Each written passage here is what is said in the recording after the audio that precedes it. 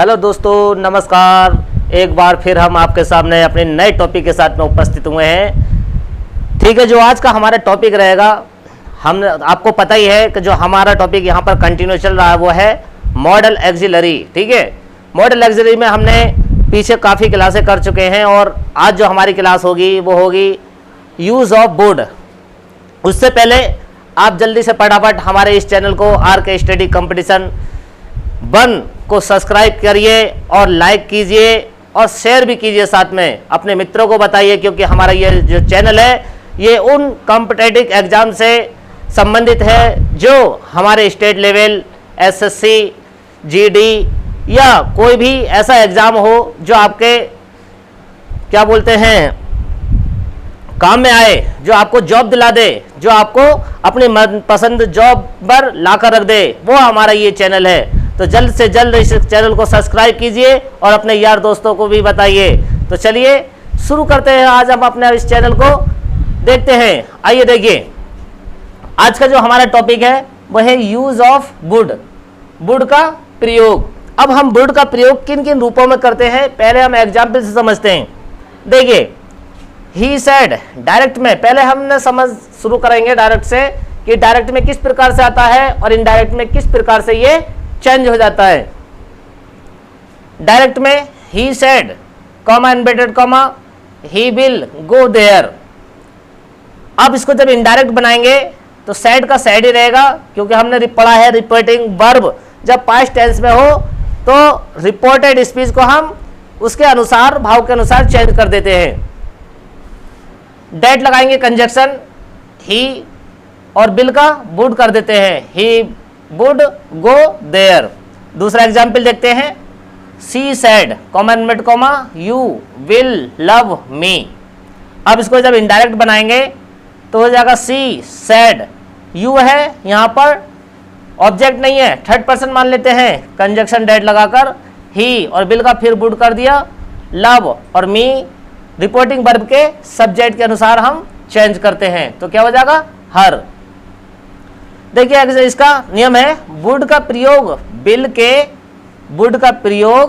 के past tense form में indirect बनाते समय हम परिवर्तित कर देते हैं। अगर यदि हमारा डायरेक्ट में बिल आता है और रिपोर्टिंग वर्ब हमारी पास्ट टेंस में है, ठीक है, रिपोर्टिंग वर्ब हमारी पास्ट टेंस में है, तो हम इनडायरेक्ट बनाते समय बिल को वुड में चेंज कर देते हैं। ठीक, चलिए देखें आगे। अगला एग्जाम्पल है, he would talk upon the subject for hours together. He would talk upon the subject for hours together. दूसरा है, she would sit for hours in her garden and night. तीसरा एग्जाम्पल है, Gandhi ji would spin every morning. चौथा है, he would go for a walk every morning. मतलब कहने का है यहाँ पर कि वुड का प्रयोग हम वहाँ भी कर सकते हैं जहाँ हमारी बीती हुई यादें, मतलब बीती हुई यादें लगातार हुई हों। कहने का मकसद है कि जो हमारी आदत पड़ी हुई होती है वहाँ पर हम वुड का प्रयोग करते हैं। ठीक है, जैसे यहाँ पर देखा है, he would sit for hours in her garden and night। यानी मतलब है कि वह यहाँ घंटों अपने बाग में बैठा करती थी और बुनाई किया करती थी, मतलब आदत थी उसकी। इसी तरह से देखिए इसका नियम क्या है, वुड का प्रयोग पास्ट को में, यानी पास्ट की जो हैबिट है उसको एक्सप्रेस मतलब दर्शाने के लिए, प्रकट करने के लिए किया जाता है। अगला नियम देखें, example, would you please lend me your book. Would you please lend me your book. दूसरा है, would you like to have a cup of coffee. तीसरा है, would you please listen to me. हमने पढ़ा है कि वुड के साथ में कभी भी हम कोई पोलाइट वर्ड का यूज करते हैं, मतलब नर्म निवेदन वाला यूज करते हैं, जैसे कि would you like, would you please, और यहां पर भी है वुड यू प्लीज। कहने का मकसद है जहां पर ये शब्द आते हैं तो वहां पर हम बहुत सेंटेंस या जो हमारा वाक्य होता है उसमें नर्म निवेदन हम उसको दर्शाते हैं या उसको एक्सप्रेस करते हैं। देखिए वो भी इंट्रोगेटिव वाक्यों में वुड का प्रयोग पोलाइट रिक्वेस्ट को एक्सप्रेस प्रकट करने के लिए इंट्रोगेटिव सेंटेंस में इसका प्रयोग किया जाता है। किसका? वुड का प्रयोग। आगे चलते हैं, देखिए he would be her husband, he would be her husband.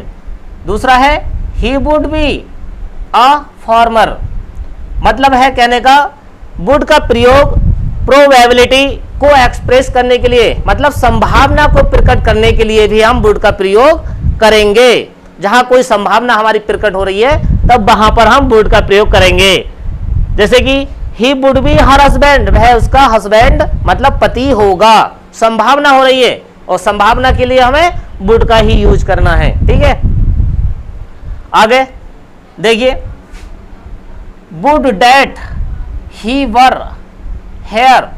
दूसरा है I wish that he were here. तीसरा है I wish that I would see her again, मतलब कहने का है वुड का प्रयोग विश को भी, मतलब जो इच्छा होती है हमारी उसको भी प्रकट करता है, उसको भी एक्सप्रेस करता है। कहां? जैसे कि would that he were here, मतलब उन्होंने कहा है कि इच्छा हो रही है उनकी कि काश यहां पर वह होता, काश वह यहां पर होती, काश हम पढ़ने के लिए जाते, काश हम अच्छा खाना खाते।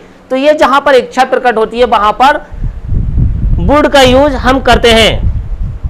नोट देखें, वुड लाइक टू, यानी वुड लाइक टू का प्रयोग भी विश मतलब इच्छा को प्रकट करता है। वुड लाइक टू, देखिए example, he would like to know what his future is. देखिए यहां पर वुड लाइक टू ये जो है हमारी इच्छा को प्रकट करता है। ठीक, देखें आगे, ही would have his own way, he would have his own वे।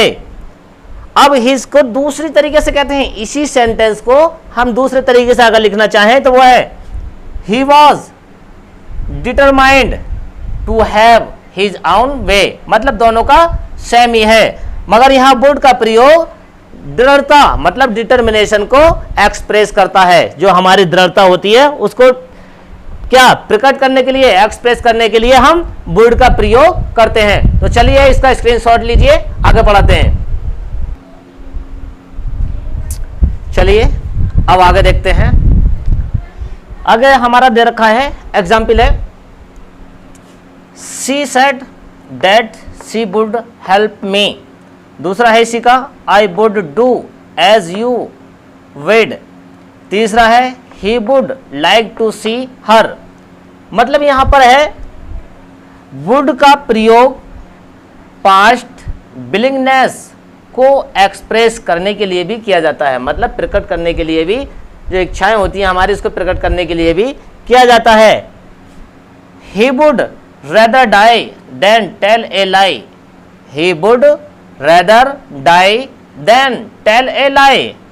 दूसरा she would rather go than stay. तीसरा है सी में he would as soon die as beg. Would का प्रयोग प्रेफरेंस पसंद या प्राथमिकता, पसंद हो या प्राथमिकता, और चॉइस पसंद या चुनना, चॉइस मतलब चुनना, पसंद या चुनाव को एक्सप्रेस करने के लिए भी इसका प्रयोग किया जाता है। किसका? वुड का प्रयोग वहां पर किया जा सकता है। नोट एक कंपैरेटिव डिग्री के सेंटेंस में, मतलब कंपैरेटिव जो डिग्री होती है तुलनात्मक डिग्री के सेंटेंस में वुड का प्रयोग प्रेफरेंस और चॉइस को एक्सप्रेस करने के लिए वुड के बाद, मतलब जो वुड के बाद रेदर और सूनर का भी प्रयोग होता है, यानी इसका सूनर और रेदर का प्रयोग भी हम कर सकते हैं। कहां पर? वुड के बाद में। जैसे कि यहां पर दे रखा है, देखो देखो वुड है, उसके बाद रेदर है, या वुड है उसके बाद में एज, फिर सून दे रखा है। ठीक है, इससे हमें पता चलता है कि यहां पर हम जो है, जो पसंद है उसके स्थान पर हम वुड का यूज कर सकते हैं। एग्जाम्पल देखें आगे, if I were A bird. अरे वाह, देखिए यहां पर इफ और आई वर ए बर्ड, आई के साथ में हमने अब तक पढ़ा है कि आई के साथ में हम वॉज का यूज करते हैं। ठीक है, मगर यहां पर आई के साथ में बर का यूज हुआ है। अब क्या कहते हैं, देखो, I would fly in the sky, I would fly in the sky. दूसरा example, I would go there, I would go there if I were allowed. तीसरा देखें इसका, if you had worked hard you would have been successful. चौथा है, if he had visited Agra he would have seen the Taj Mahal. देखिए, would का प्रयोग present और past के अनरियल, अनरियल मतलब जो कोरी कल्पना होती है, किसी की हम कल्पना करें कि काश में एक पक्षी होता, मैं पूरे संसार में उड़ जाता, काश मेरे पास धन होता, मैं सारे संसार का दुख समाप्त कर देता। तो एक कोरी कल्पना, जहां पर कोरी कल्पना का हम यूज करें वहां पर वुड का यूज हम कर सकते हैं, या हैड का यूज हम वहां पर कर सकते हैं। आई के साथ में हम वहां पर बर का यूज करेंगे। इन चीजों का हमें ध्यान रखना, इन शब्दों का हमें अच्छी तरह से ध्यान रखना। दोबारा सुन लें, if I were A bird, यदि मैं एक चिड़िया होता, यदि मैं एक चिड़िया होता या पक्षी होता, आई would fly in the sky, तो मैं पूरे आसमान में घूम आता, यानी पूरे आसमान का मैं भ्रमण कर आता। मतलब एक कोरी कल्पना हो रही है, इमेजिन हो रही है, हम उसकी कल्पना ऐसी जो हमारी कभी पूरी ना हो, क्योंकि पक्षी हम बन नहीं सकते, जब पक्षी नहीं बन सकते तो हम आकाश में उड़ नहीं सकते। ठीक है, तो मतलब ये कल्पना है, कोरी कल्पना। वहां पर हम किसका यूज करेंगे, आई के साथ में बर का, और यहां पर वुड का यूज करेंगे। आगे देखें, वुड का प्रेजेंट और पास्ट के अनरियल कंडीशन को एक्सप्रेस करने के लिए सेंटेंस, जो सेंटेंसेस के प्रिंसिपल क्लाउज में होता है, मतलब उन्हें जो अनरियल है, अवास्तविक है, कल्पना है, उसको प्रकट करने के लिए प्रेजेंट में हो या पास्ट में हो, ठीक है, उसको प्रकट करने के लिए भी हम इनका प्रयोग करते हैं। आगे, if I had money I could bye A motor cycle. दूसरा देखें, if you had come here you might have done well. अब इसका देखें, नोट है ये, इस प्रकार के सेंटेंसेस के प्रिंसिपल क्लाउज में पॉजिबिलिटी को एक्सप्रेस करने के लिए वुड के बदले कुड और माइट का प्रयोग होता है। मतलब यहां पर अब या तो कुड का प्रयोग हुआ या माइट का। कहां पर, पॉजिबिलिटी, पॉजिबिलिटी मतलब संभावना जहां पर होती है वहां पर हमें इसको प्रकट करने के लिए जहां पर हम वुड का प्रयोग करते थे, अब वहां पर कुड और माइट का प्रयोग हम यहां पर कर सकते हैं। इसका स्क्रीनशॉट लीजिए आप, तब आगे चलते हैं। चलिए आगे देखते हैं, कुछ एग्जाम्पल हैं, इनके बारे में आप पढ़ते हैं। दे रखा है, he wouldn't answer any questions. दूसरा है, he refused to answer any question. फिर तीसरा है, द मशीन वुडंट स्टार्ट। कहने का मकसद यहाँ पर यह है, वुड का प्रयोग रिफ्यूजल, जहाँ पर इनकार किया जाए, के भाव को एक्सप्रेस करने के लिए भी इसका प्रयोग किया जाता है। वुडंट, अगर हम इसे यहाँ से इस तरह से लिखना चाहें तो ये हो जाएगा वुड नॉट, जबकि इसे शॉर्ट में वुडंट दे दिया है, इसे शॉर्ट में वुडंट कर दिया है। रिफ्यूज्ड, रिफ्यूज भी हमारा एक तरह से निगेटिव है, और इसे जो है क्या बोलते हैं, नकारात्मक के जो संज्ञा दी गई है यहाँ पर एक आंसर के लिए वह दी गई है, इसे जो हम प्रयोग जो करेंगे निगेटिव में ही करेंगे। द मशीन वुडंट स्टार्ट, यहाँ पर भी देखो नकारात्मक संज्ञा दी गई है, मतलब नकारात्मक तरीके से इस वाक्य को दिया गया है, मगर यह दर्शाया गया है कि इसका वुड का प्रयोग इनकार के रूप में इसको प्रकट करने के लिए भी किया जाता है, यानी निगेटिव वाक्यों में भी इसका प्रयोग किया जाता है।